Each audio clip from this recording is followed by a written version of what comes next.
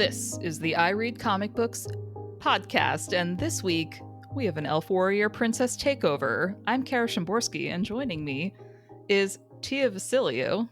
Hello. And we are here to talk about Elfquest, one of the most, if not the most, epic fantasy indie comic books ever. And we're coming to you with this very special episode because Elfquest is a comic book that is near and dear to Tia's heart. She has talked about it so many times, and even though we've been friends for like a decade now, I had never, ever read it. And so I thought, what better moment than now to finally try this comic book that means so much to my very dear friend. And she did warn me that volume 1 is like 750 pages and asked very kindly, would I like to read perhaps not 750 pages? And I said, Tia, it's me. Of course, we're going to read all of it. So that's how I read Elfquest Volume 1. I went in cold. I didn't know anything.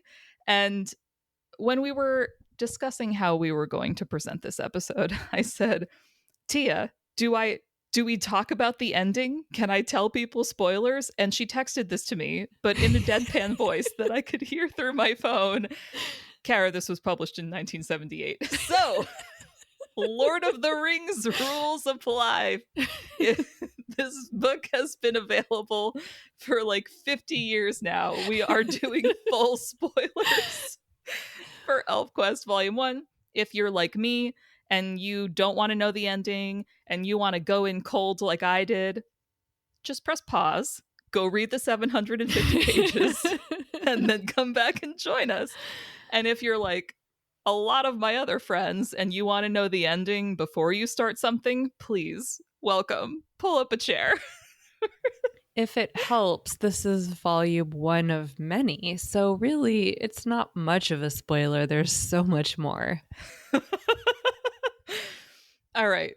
So, as I said, I went on this cold, and almost immediately I was like, oh, it's the 70s. Like, I knew that it was the 70s, but right away I was thinking, oh, this is the Rankin Bass version of The Hobbit. Like, this is the last unicorn movie. Like, there's just so much high fantasy, manga inspired big eyes, exquisitely curled hair just everywhere.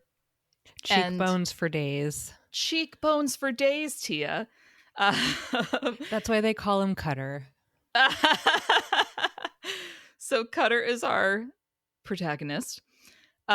He is the leader of the Wolf Rider tribe, and I just want to say that this was like less than 5 pages into the book, and already I was like, oh, I know why Tia likes this, because all of the girls that I was friends with in middle school were obsessed with wolves and fairies and fae before they were popular. And so reading this book, I'm like, yes, this was written for middle school girls. No, like my passport picture when I was 12, I have my hair done in the 2 braids that Kavi wears. And, like 2 braids on either side in the front. It's my, Tia, you're my hero. My 12-year-old passport picture. It is so 12-year-old girl, and I love it so much. So, okay. But also there's like a lot of sex in it for a 12-year-old girl book. Yes. Also, or like maybe the appropriate amount, because we could get into it when we get there, but I don't know. I feel like it's done really well. Yes. So our story begins with us meeting our protagonist, Cutter, his best friend Skywise, who within like 3 panels was my favorite. And so I wrote myself a note, why is he my favorite? And why is Tia not surprised? Definitely not surprised. So it's just, we've got these elf-looking little creatures interacting with humans. There's tension right away. We meet trolls almost right away. There's tension with this. So a lot of like different side-eyeing over power and resources and all these uneasy alliances. So like if you've read any kind of fantasy story or like consumed media at any point, you're like, ah, yes, warring factions over resources. I've got it. but it's so much more. But like that's the broad strokes of what's happening here. And uh there's just like I'm finding it very difficult to be broad about this series because there's so many things that feel like a little detail and then they come back to be a very important plot point later. So like in the first like chapter or two, Skywise, who's kind of like the like looser, more like happy-go-lucky friend counterpoint to Cutter's like I'm the leader of the tribe intensity. He's for the gays. Skywise is for the gays. So Skywise, while he and Cutter are in an entanglement with the trolls, who are sort of antagonists at this point, they chop a piece off of this like magical rock that the Troll King has, and it's a magnet. There's so many things in this series that are like you're watching somebody learn something new about the world around them, and like as the reader you already know what that thing is. So like when he chops off the magnet and they're like, oh, look, it points in the same direction, you're like, you found a compass, you found a compass. So it's like Is that metaphorical and foreshadowing for the rest of the series? I don't know. so it's like, okay, on the rare occasions that I have written a story, it's usually fan fiction, so I don't have to do the setup of plot or characterization because those things have already been done for me. And I usually just go without forethought. So reading this book and realizing the level of forethought that went into the planning of this like 750 pages of, oh, right from the first start of it we knew where we were going. um our inciting action is the humans and the elves are fighting each other. The humans burn the elves out of their home tree. The elves go and seek shelter like through the troll tunnels. The trolls betray them and like kick them out through this tunnel, and then they end up in this desert wasteland. And these are elves of the woodland realm. They are just, I know I'm just They going don't to keep have Korean sunscreen on them. like they are going to shrivel up in this husk. So then it's like, okay, how do we survive the desert? Plot twist, there are desert elves. Oh my god, there's more than one elf group. So it's just like it continues going from there. And of course, one of them is a hot girl elf who almost Okay. instantly Like, first of all, I would just like to clarify that every elf in this book is hot, first of all. So jot that down. um, but like, it's not just that she's hot. So continue, because I think I know where you're going with the rest of this. well, look, it's just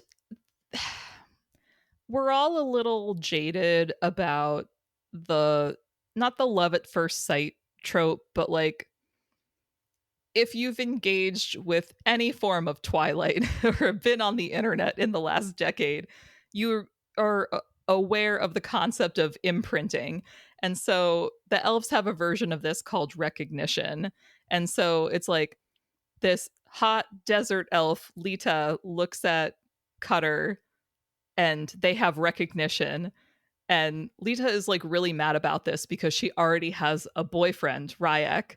And so there's like the love triangle. She's trying to fight recognition, but she can't. And it's like this whole fascinating struggle about like, what does she want? What does it mean? And then it's just. I think recognition is really interesting in the whole mythology. And like, this is such an ensemble cast, and there are so many characters with like different views on even within like a certain group. Like the Wolf Riders all have like a certain worldview, but even within that group, different individual characters like have a different way that they see love, or that they see like their duty to one another, or whatever. Like, and I think in a way that's what makes it work as high fantasy but still like feels very real or immediate or relatable, because like that's how the world works. But one of the ways that that plays out in a way that I have always been really fascinated by is that people, or elves I guess rather, like deal with recognition in different ways, and they see it in different ways. Like you've got the like old married tried and true, like um you know, strongbow, and like, he's like wife guy and like to the core. But then there's other characters who like they get really mad about their recognition because they like hate the person, or they have another relationship but they still feel like they have to like follow, like do the recognition thing, and some of their partners are like, yeah, like do what you have to do, that's like separate from what we have. And others get really jealous, like Rayek. So, it just is like, it's in the context of this like high fantasy thing, but also that's like exactly how love operates in the real world, right? It's like sometimes you're fighting it, sometimes you're accepting it, sometimes you're like, oh, is it really what I want though? Yeah, like sometimes it ruins your life. Sometimes you're just like, yeah, we're ride or die. I want to take this moment to talk about a related world building thing that also uses the comic medium to its full extent. Like we've been talking about plot a little bit and some of the plot points, but really this is something that I definitely paid attention to in this book more so than other comics I've recently read, is that this one is really embracing the medium of comics to help in telling the story. So like something that the elves can do is this thing called sending, where they can basically like telepathically communicate with one another. And to indicate this in the text, um, there's like a little like a starburst symbol next to them when they're sending. So it's like you have a clear designation of when they're talking to each other out loud versus just sending. The character that you just mentioned, Strongbow, like only communicates via sending. He's also my favorite. I love him. The smolder silent wife guy. I knew you'd like him. I love him so much. I know. It's giving Raphael from Teenage Mutant Ninja No, Turtles. he totally is. You're right. You have a type. Oh my God. But just like things like that, or flashbacks or dream sequences being drawn with panels in a different style than panels of like the regular story. Just all these really intentional choices to do like a visual shorthand for the reader so they know kind of where they are and what's happening. And that's totally down to Wendy being an artist and a storyteller. And so I think like I'm just gonna also caveat by saying like I have been incredibly lucky to get to spend time talking to Wendy, not just about Elfquest, but about like the life and the world. Like I got to have dinner with her once. Like she's an incredible person. She's so creative. She's so smart and lovely. And like so I've talked to her about this stuff a little bit. Mm-hmm. So I'm not just like, making this up, but I really think that as an artist storyteller, that's just the way she thinks. Like things that are something that you would have to kind of like describe in a book with words or whatever. Like I think that it just like happens visually in her mind, and she's like incredibly talented, and it just kind of can come out on the page in her drawing. Mm-hmm. Like something else I really noticed, like, I read words more than I notice art. Just all of this art was so unignorable to me. Like I was peering into the backgrounds of panels because I knew background action was happening that was relevant, or even just like how she's shaping her panels. Like, I don't know, Tia. I think this is like a knee jerk reaction from having worked at Comixology, and like all of us were cross trained on setting guided view to like show the story through like your phone screen essentially. And I grew to hate diagonal panels that were diagonal for no reason. And so there are a lot of diagonal panels in this story. So my first reaction was like, "Oh god, no, why?" And then I was like, "Oh, in this case, the diagonal panels are furthering the story because they're drawing my eye through fight sequences or through this character has really good vision. So we're doing like a zoom in over 6 Yeah. sequential diagonal panels. Like just, The oh, it's pacing so of good." it is really like guided by the way that the pages are laid out. It's really thoughtful. It's not just like, an accident or um kind of just by chance. Like, it does take you through the story and edit your experience so that you have the experience that you're supposed to have at that point in the story. And going back to what you were saying about how like something that doesn't really seem that significant like comes back later, I think that that's kind of part of it too, because if you pay attention to how the story is laid out, like you will start to see things where you're like, I should file that away for later. Mm-hmm. Also, just as an aside, I did the guided view for this book for Comixology. You're welcome. It took How, forever. Tia? I had to split the file up into 4 parts because it kept crashing the tool because it was so big. But it was honestly the best week of my. It was like, oh, I'm just gonna read Elfquest all week. Bye. And make thoughtful choices to Yes, respect the integrity of the art. yes.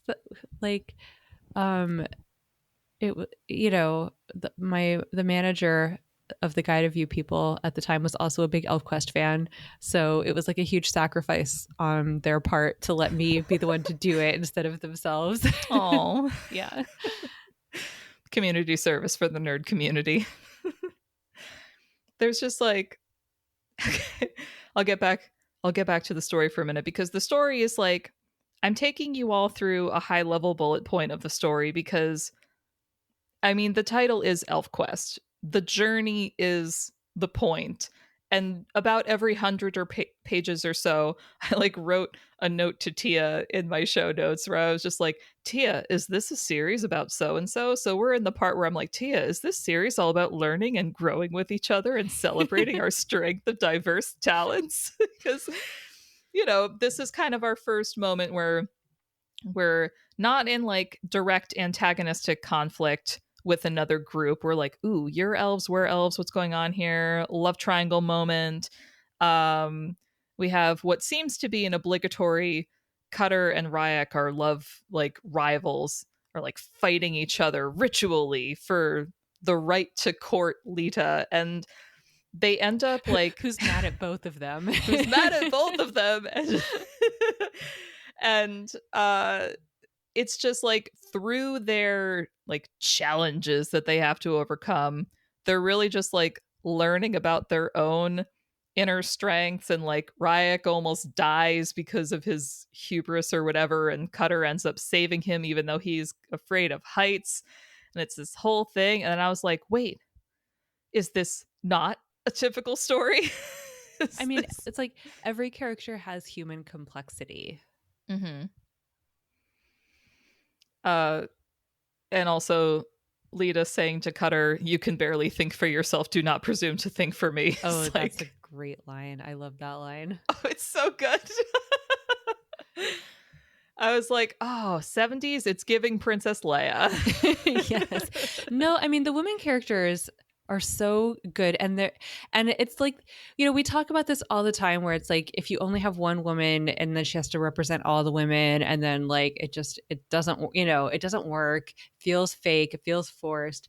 There are a lot of characters to work with here, and there are different personalities, and so you have that like really headstrong Princess Leia character, but you also have like more gentle women, and it doesn't feel like anyone's undercutting, womankind, because what it actually has is like a spectrum of how, like there are many different ways that people are women. Mm-hmm. Mm-hmm. What do you mean there's not just one way to be the girl one, Tia?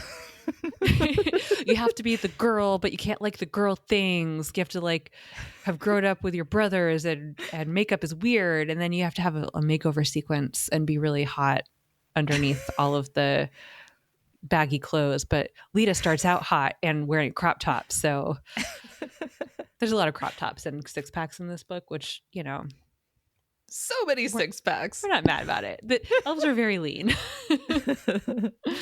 Then we had a time jump, which I was not expecting, because all of a sudden Cutter and Lita have kids. And then I was like, oh no, this makes sense because they have like really, really, really long lifespans. And if we just like, if all the action happened in like a year, that would not make sense for like their lifespan. So it took me a minute. And then I was not like, to be like super spoilery here, but okay. I mean, Elfquest is still being published. Ah! And like the kids are grown up and doing stuff and Oh, doing grown up babies. stuff. It just makes you feel so old. Oh, God. I don't know if I needed that at this moment in my life, Tia, but thank you. They're like making fun of you for wearing ankle socks and having a side part tucking in your shirt. I very consciously put on ankle socks today because I was like, I don't care if people know my age. I know that if I wear crew socks, I will look shorter than I am because that's what happens when you cut off the visual line of your legs, people. You are rocking a deep side part as well. I will That was an accident. My give hair you does this naturally. It was the center part earlier today. Kara, I do feel you are one of the most millennials that I know, but I mean that in like a really loving way. I'm also a millennial, so I'm not, yeah. I own my demographic. Yesterday I had a glass of rosé before going to an outdoor yoga class. My hair will only part in the middle, and it always has only parted in the middle. I'm just like, Gen Z, you need to put your money where your mouth is and tweeze your eyebrows off if you want me to think you're serious about this. Which will also help you look more like an elf from Elfquest, because that's also their aesthetic. It's very sparse eyebrows. Because the 70s happened again in the 90s, and now the 90s are happening again. Like, it all comes full circle. Full circle. Can't escape it. No, I should start rocking the Kave braids again. You should, I mean, it's a matter of time. You might as well be the trendsetter on this one. But which I'm sure it doesn't surprise you that she was always my favorite. She's the sort of like, I will stab you in the face, but I'll like also say something like witty at the same time. And it's like some, I'm not that witty, but she's aspirational. It's like, I too wish to have quips every time I viciously cut someone down for size. Oh. Okay, so we have gone forward in time. Cutter and Skywise are going back across the desert because Cutter has decided there must be more elves out there. There must be something beyond what I see. And I'm going to go find everyone else, and I'm giving myself a time frame in which to do this.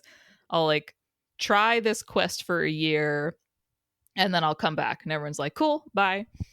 They encounter the trolls again on their way back the way that they came.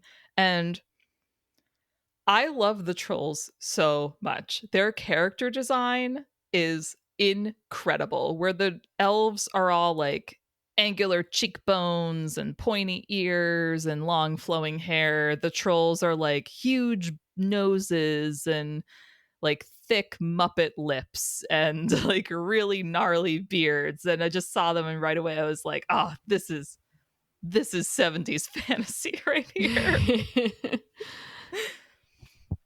So we've got This is the part of the story where I learned in the back matter of this volume that I read that this is a fan favorite story where Cutter and Skywise and some of the trolls all get drunk together. And that's how we get like some exposition and backstory about what happened while they were gone. But And like of all the characters in this entire series, Skywise is who you want to get drunk with, yeah. right? Like, Yes.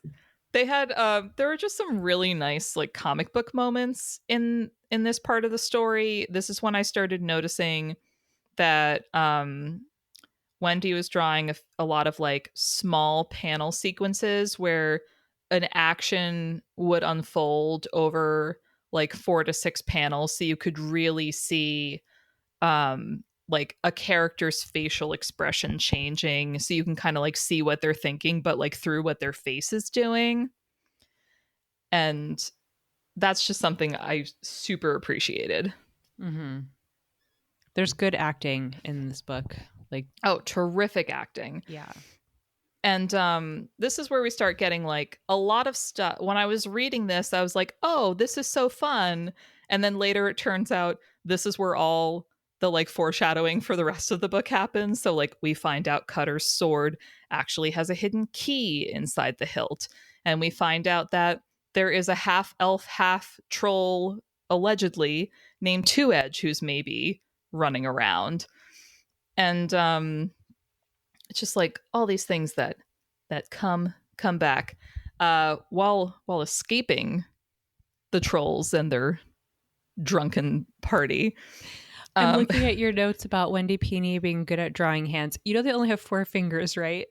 I did note like Okay. They had to call it out. They had to mention like, oh, 4 finger, like it was used as like a slur or something at one point, or like 5 fingers to reference humans. Mm-hmm. And then that's when I started noticing that the elves all have 4 fingers. It looks like a human hand, and then you're like, ooh, you're missing a pinky. It's giving AI. No, AI is the opposite. It gives you too many fingers. Too many hands. I just like during their escape, Cutter almost dies from a wound from a squirrel, and I just found that really funny. Well, I mean, they're little elves. Squirrels are vicious, large creatures to them. Oh. I mean, they're vicious creatures just in general. Let's be real. Yeah. There's just like our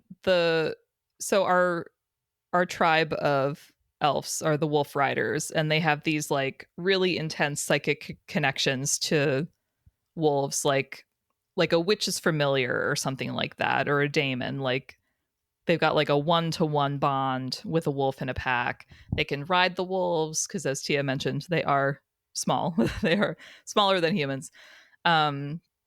Just some really nice sequences sometimes where you could see like kind of the wolf's point of view, like wolf dialogue, more like disjointed words. So like this is a point where Cutter's wolf is like separated from him and trying to find Skywise, and it's just you just see all these like little words like find friend, and I'm like, you find that friend.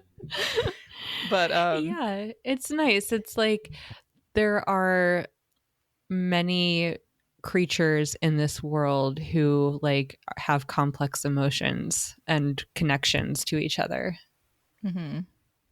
It's really lovely. There's like, meanwhile, back in the village, this character called the Mother of Memory, who is like older and taller and thinner than all the other elves because she's been alive just much longer than all of them and has more like developed powers than them, is like in this trance, and one of Lita and Cutter's kids is like the only one able to access this trance, so he like mentally pops in to be like, are you okay? Are you coming back? You've been out of your body for a while. And she's like, Cutter can't continue his quest. Everything is terrible. Please stop him. So then, even though Lita and the kids were staying behind, now they're like, well, time for us to also go on the quest. So now everyone's on the quest, but in a different timeline.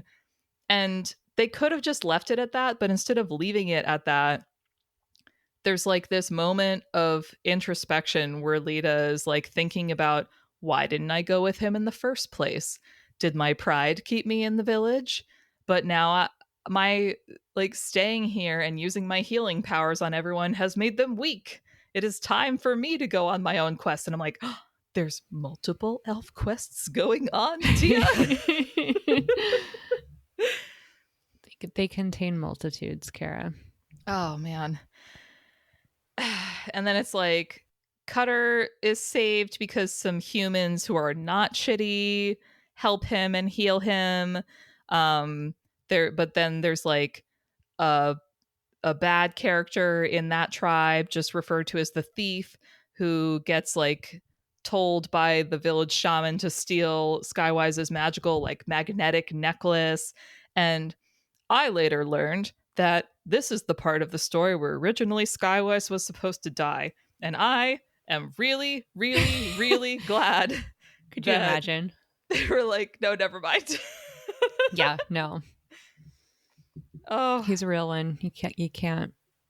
so it's like we save one friend, but then another friend must go because Cutter's wolf ally is like too old to continue. And they have this really touching goodbye sequence.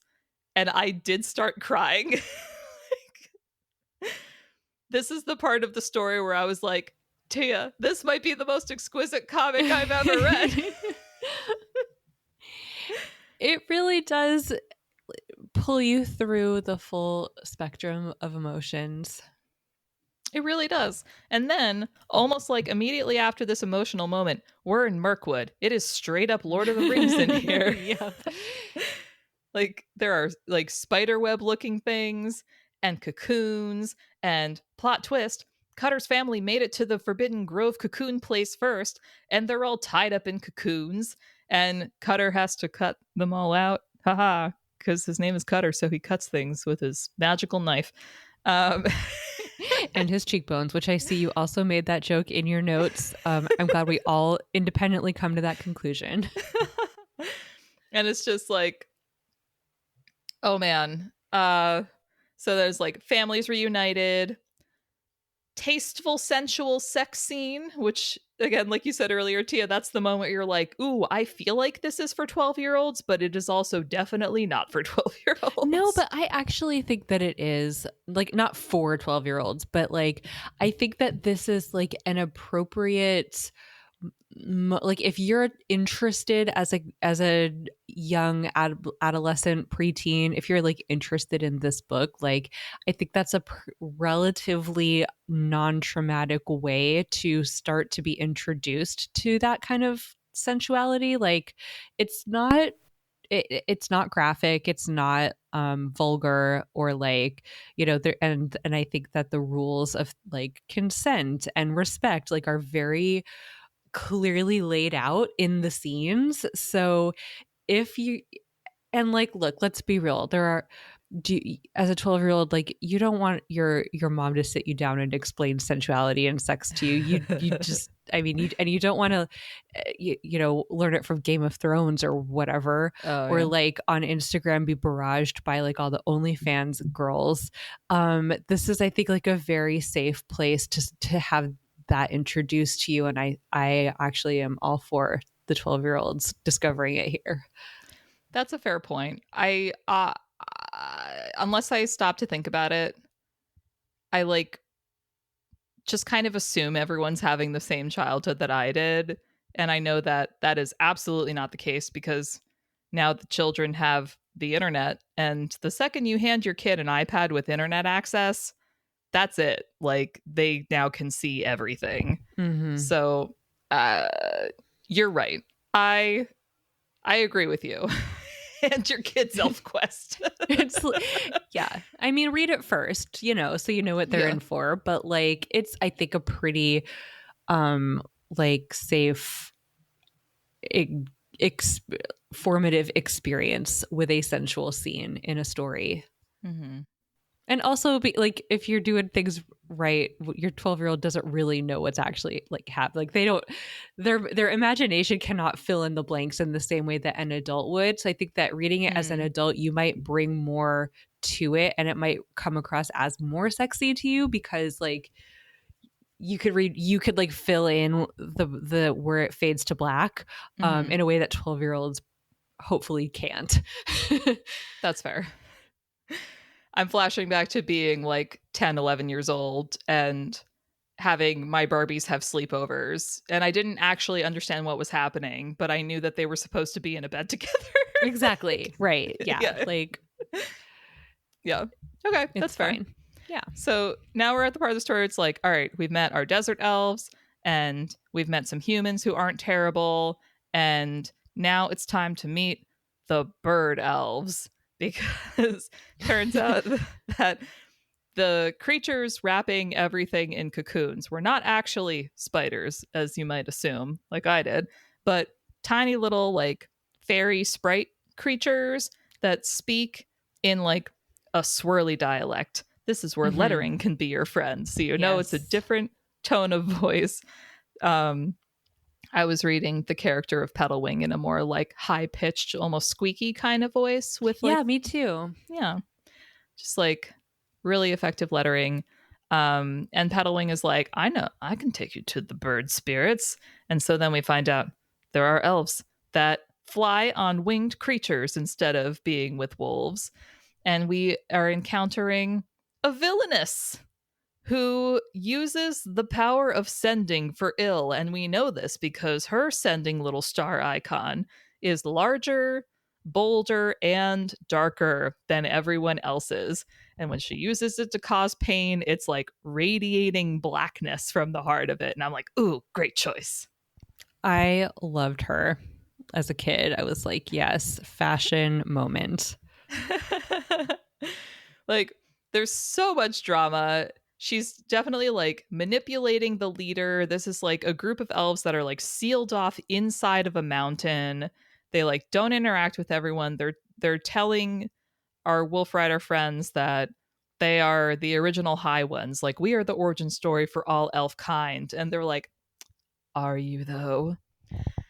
And this is where we get into one of those more complicated recognition moments. There is like a I really love dramatic. this. Oh, I loved it so much. There's like this really dramatic, like page long, no dialogue recognition moment between Dewshine, who's one of the more like, I guess, like stereotypically feminine wolf Yeah, riders. she's kind of delicate. I mean, none of them are like delicate, but Right, right. she has like a little. She's very Tinkerbelly. Yes. She's like Tinkerbell without the bun. And then this like mutant flyer elf Tildak who like asked the evil lady to like turn him into a winged creature. So he's got like spindly arms and like bat wings. And if you've seen Fern Gully, he looked like a more Yes. humanoid Batty Dakota. Yes. It's literally if like Batty Dakota and Crystal from Fern Gully like were soulmates. Like, that's the aesthetic that we have here. But he's not still like he's very serious. So serious. He is like stone cold face serious. And she is just like, she looks so devastated by what is happening. So when this first happened, I was like, oh, Beauty and the Beast, let's go. And then it was like, she was sad. They were both angry about it. It's like so much to unpack. But then, like you said earlier, like sometimes their romantic partners are like, do what you got to do. Like, Dewshine's romantic partner is like, I know you have to like physically interact with this winged thing so that you can like not die. And I am just here to tell you that I will raise that child with you. And I was like, oh, I know. why are all the good men fictional elves? Why are all the good men fictional elves? Seriously. Oh, I feel that. Mm-hmm. Oh man.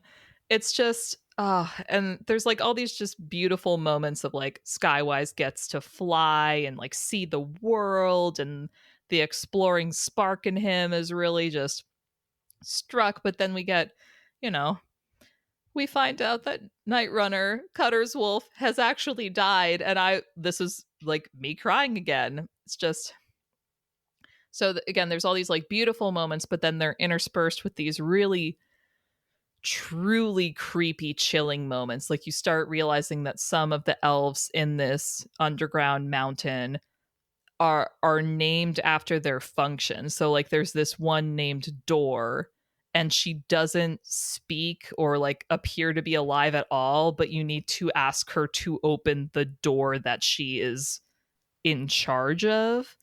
It's like so weird. And you know what? I think that in a way that also is so late 70s, or like it's so Ronald Reagan era, where like all the dystopian fears were really about becoming these like cogs in the machine, right? You know, like Mm-hmm. losing your identity to the man, the machine. I don't know, I've never put that together before until just now, maybe because like capitalism is like well and truly crushing us. Mm. But like to me as an historian, that feels like a a really appropriate dark plot twist for the time this was created. And this was actually one of my questions for you, Tia, and an elegant segue. You've been reading this story since you were a kid. Like, how have you grown with it over time? Um, that's wow. It's a personal question, Kara. It's very personal, and you can answer it to whatever level you're comfortable with. I mean, I think that as a kid, I was mostly focused on the characters and the story. And like my friends and I had the Elfquest Volume, which is like a compendium, and there were these pages of just like blank elf outlines, and we would photocopy them and make up our own elves and like insert them into the story. Like it was very story and character driven. And I think now as an adult and as someone who has um, had a few opportunities to like moderate Comic Con panels with the Peonies, and like approach the story and the characters with a little bit more of like a critical analysis, and not critical as in like tearing it down because it's bad, but just like, you know, where did this come from? How does this operate? Why does this, you know, why does this function the way that it does? I think, yeah, I'm just like a little bit more meta about it now. Yeah, I obviously just encountered this now, um, as a mid 30s millennial, but like I definitely was interacting with this book in a very different way that I would have even 10 years ago, because now I have so much of a more understanding of how comic book storytelling can be propelled forward through these design choices that only exist in comics. Like we talked about lettering and panel shapes and Mm-hmm. pacing through like sizes and stuff. And that's just not something that I would have known how to talk about in my early 20s or younger. And so, but it was something that I definitely appreciated going through this. And I think that, you know, when you're like kind of level one, when those aspects are done very well, they still have an impact on you. You just maybe are not aware of it, or like you said, like you may not have the language to talk about it or unpack it, but it definitely, I think, contributes to the depth and texture of your engagement with the story, even when you're just like freaking out over the, you know, recognition or whatever. You know what I mean? Like yeah. the just because you aren't conscious of those things doesn't, I think, mean that you're not absorbing them into the story when you're more story focused. Mm-hmm. There are a lot of elements of this story where I was like, oh, this would have been everything to me when I was in middle Yes. school. Like, I just. Oh, and it was. So I was like, I'm so glad you had this experience. And I'm just trying to, No, because like, like me and my three friends, like we just did nothing but read the book. Like one of my friends out of all of us had all the hardcovers, and he would like bring one to school, and we would like sit around and look at it together, and we would talk about it. We would make up characters. We like the whole thing. Actually, so I'm going to aside story time. Yes. For my 13th birthday, me and two of my Elfquest friends went to Disneyland for the day. You have to understand, this was the 90s. There was no downtown Disney. There was no California Adventure. There was no Fast Pass. Like literally, it was just Disneyland, and your parents could just like shove you through the gates and pick you up later at 10. Like that was, and it was when Indiana Jones first opened. It was the first. It had opened like that summer. It was November. The line was still 4 hours long, and all the way down Main Street. And you had to stand in it. You couldn't get Fast Pass. So me and my friends were in the line. And the entire time, there were these people in front of us. And one of them, like, I swear to God, just could have, like, stepped out of the pages of Elfquest. Oh, wow. And they all three had these, like, incredible voices. And so we're whispering about it the whole time, like for hours and hours. And finally, we're in the part of the line for Indiana Jones when you're in the caverns. And finally, one of them overhears us saying, like, who would you cast them if we were casting like an Elfquest, movie? And the man turns around and he was like, I'm so sorry, but like, it's so funny that you say that because we actually just did that. We actually just did the voiceover work for an Elfquest show. Oh my God. And then they sang me happy birthday in 3-part a cappella, like echoing throughout all of the caves in that part of the line, which was very special. And then we all were like waiting for this show to come out, and it never did. And then a couple of years ago at Emerald City Comic Con, when I was having dinner with the PDs, and I mentioned this to them, and they thought about it, and they were like, you know what? They did record a pilot that was going to be a show, and around that time, that was probably true. Like they probably were those people. Oh my God. Yeah. It's like fate. It's like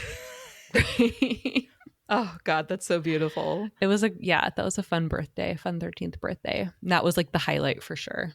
Oh no, that sounds special in every way. And here I was just going to say like, well, my like middle school like connection to this, even though I didn't read it at the time, is that like my friends and I were like running around on all fours all summer pretending to be wolves. So this would have been like right up our alley. I literally finished this book and like texted my like bestie from this time that I'm still very good friends with, and I was like, you have to read this book. I cannot emphasize this enough. Only children could do that, because could you imagine how your back would feel if you tried to do that as an adult? Oh God. I mean, I'm struggling to puzzle Tia. I don't want to talk about it. I know. Oh, so it's like, that's a great segue to plot twist in the story. The wolf riders have actual wolf blood, and that's why they have this like deep connection to the wolves that the other elves don't have. But it's presented as like, oh no, like you're biologically wrong, because it turns out that like one of the original like elves from like their origin story like had sex with a wolf, but she was in wolf form at the time. So I was like, we've read our Greek mythology. It's fine if the god is the same shape as the animal. So it's like we find out that that's Cutter's ancestor, and that's why he's like the leader of the tribe, has like the most like wolf blood, I guess. So it's just like we're seeing all these flashbacks, really beautiful. Like one of my favorite panels in this book was about this flashback origin story combo, where you just kind of see like the flashback explaining the origin of the Wolf Riders is done in this really kind of wispy style. Like all of the art looks like it's like barely outlined of all these characters. Like it looks like you're reading a dream or something out of mythology. And then as you're getting closer to the present day, and especially there's like, it ends with this panel showing kind of the succession from this original wolf elf like hybrid child, like all the way up to Cutter. And like as each character gets closer to the present day, their like outline gets bolder and clearer until finally you're just like looking at Cutter, and I'm just like, man, everyone else is just like phoning it in with their superhero comics that are just fine. And then You there's know, Elfquest. Wendy Pini is fantastic. That's just the only conclusion that you can come to after you look at this book. But then it's like the plot twists it's just plot twists from here on out, because Two Edge, the like half troll, half elf character that we saw earlier is just like maybe a troll legend. He's actually there. He's in the mountain. And he is the son of the evil elf who's like torturing everyone with her bad sending. Like I said, there's no accidents in this book. No accidents. And then it's like the leader of this mountain who's now been like, oh, actually, I don't need to stay locked up in my mountain because there is hope, because children exist. And maybe I should see the outside world too. Within a few pages goes from like, maybe I can leave the house to, I'm going to kidnap all of you and take you on my quest now because we need to find our ancestral home. And you're like, oh God, okay, the quest continues. So we're going up north now. We're going up north, and there are ice trolls. And we heard about the ice trolls earlier because they're the ones that like kicked the original bad trolls out of their cave, and now they've enslaved them because everyone's just terrible to each other all the time in this world, unless they're not, because people are complicated. This is the part where it's like we're 600 pages in, and this is where I wrote, Tia, I'm invested. Yeah. It didn't take me 600 pages to get there, but this is where I was like, what's going to happen next? Yep. Yeah, you're just like, this might as well happen. So now we've got ice elves. We got ice elves fighting the ice trolls, and we've got... Okay, but the go backs are my favorite. They are delightful, and plot twist, Ryek's alive. He didn't die after this like failed attempt to like get with Lita like 7 years ago. He did wander off into the desert. They did think they found his body. They didn't find his body. He made it to the troll cave, and he saved an elf who was older than memory. And they were just like bopping around the troll cave, causing mischief until the ice trolls came in to fight the trolls. And then they all went up to the ice mountain, and Ryek found the ice elves. And you're just like, I genuinely did not see it coming that he was alive. When they found his bones in the desert, I was like, that's it. That's the end.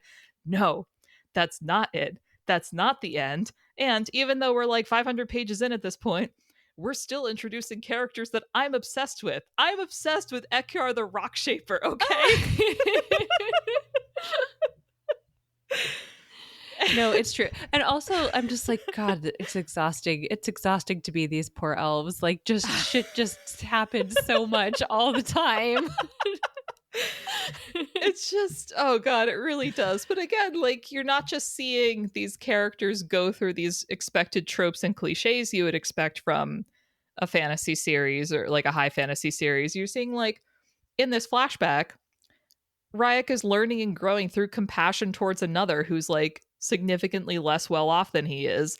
And he basically devotes his time to like protecting Ekyar because he's like, oh, I would like you to not be enslaved now, and let us like figure out how to survive together. And I'm just like, Yeah, Ryek has his moments. He really does. I feel like he is very much a he reminds me of Loki in the like you want to root for him, but he's just such a dick. And like you get it, like you you're like, Sure. yeah, man, it's been rough on you. I know, and like you have your moments, but also can you just like be nice to someone for a minute? He is nice. He's nice to the Rock Shaper and Lita, and that's it. Yeah, and sometimes hooks up with Kavi. Sometimes. Yes. Who wouldn't want to hook up with her? I mean, She'll probably stab you, but you'll like it. also something you could say about Loki. Right. Oh man, and it's just like the plot twists keep coming. They're like thrown into this pit. The trolls throw Cutter into this pit with these wolves that they've starved so that the wolves will eat him. But Cutter can vibe with the wolves, so the wolves do not eat him. And they're like, what the heck? And then the wolf riders free the wolves from the pit, and it turns out that one of the wolves is Ryek's ancestor. And I did not see that one coming either. So, like I said, full spoilers for everything. And then it's like we get further into the troll cavern. We're trying the ice trolls are guarding the ancestral home spot. We've established that it's a palace. We're learning new words. And the troll that we got drunk with, the one that dumped him in the desert originally, Picknose, is back. Nothing is a side quest. Everything matters. Time for the trolls and elves to team up. These used to be enemies back at the start of the book, but now they are allies against the evil ice trolls, so we can get to the palace. And this is the part of the book where I just start saying, Two Edge, what the fuck? Because this character is like running this whole like master machination where we find out that he has been orchestrating this like elf troll showdown for a while. And when I say a while, I mean this dude has created like dozens of sets of elf sized armor so that the elves can be like on equal ground with the trolls for fighting them. And when it he like reveals his master plan, he doesn't do this in like a James Bond way, like I'm saying, but basically when we find out why he's doing what he's doing, he's like, yeah, I need to find out who I am, so I'm gonna have the trolls and elves fight each other to see like which group I should identify with. And I was like, what? Yeah. It's just, oh man. And the rock shapers, Tia, the tragedy of the rock shapers, it's like these elves that can shape rock, as you might imagine, and they had like tried to get into the palace like eons and eons ago, and the trolls captured them. And for like millennia, I guess, these trolls have been using these rock shapers to like create caverns and tunnels and stuff. And they're just like totally enslaved. Like one of them ends up having like no mind of their own. They're just like a body creating things for like ultimately destruction. And it was just really heartbreaking in the midst of all this like high intensity action to just be like, somebody give these rock shapers a hug and somebody save them. I know Ryek already did his part in this, but like, oh my God.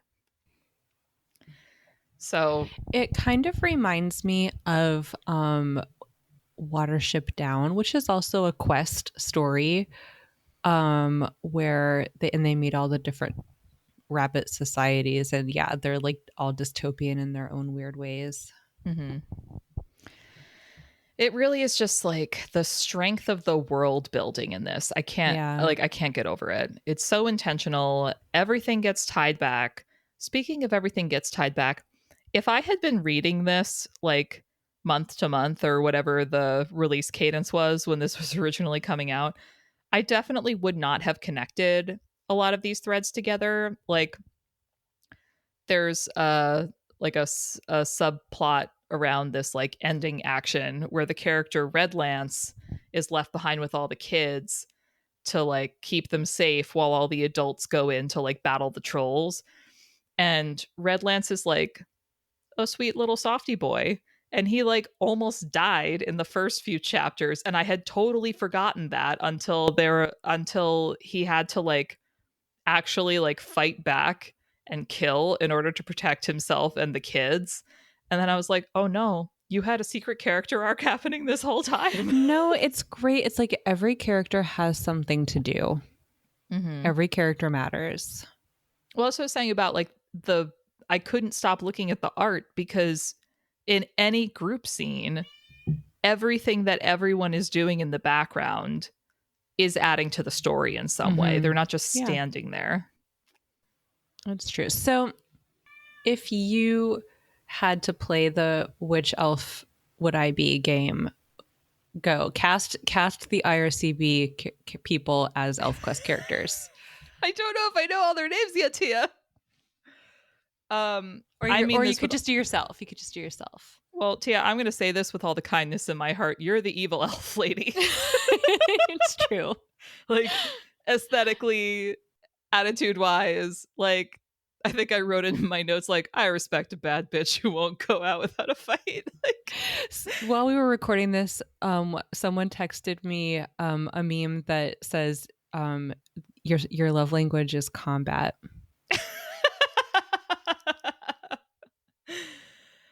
Oh man. I don't know who I'd be. I'm like I'm really bad at identifying myself in media. I feel like I get Lita vibes from you because you're like, you have the healer side of you, but also like, don't tell me how to think. And you hate it when men want to go out with you and they have to like prove themselves to you through a series of feats of strength and cunning, and then you're still really mad about it, but then you like, you know, kind of grudgingly go along with it once they win you over. Stop examining me under this microscope of truth. In fact, perhaps we should come up with a series of feats that they should perform, and that could be your new dating profile question. Like, which of these feats do you think you could manage? Oh my god. Let me tell you my formative experience about this. When I was 10, I was at a friend's house, and we were please don't ask me why. This was like the movie had just come out, so this was fresh in our minds.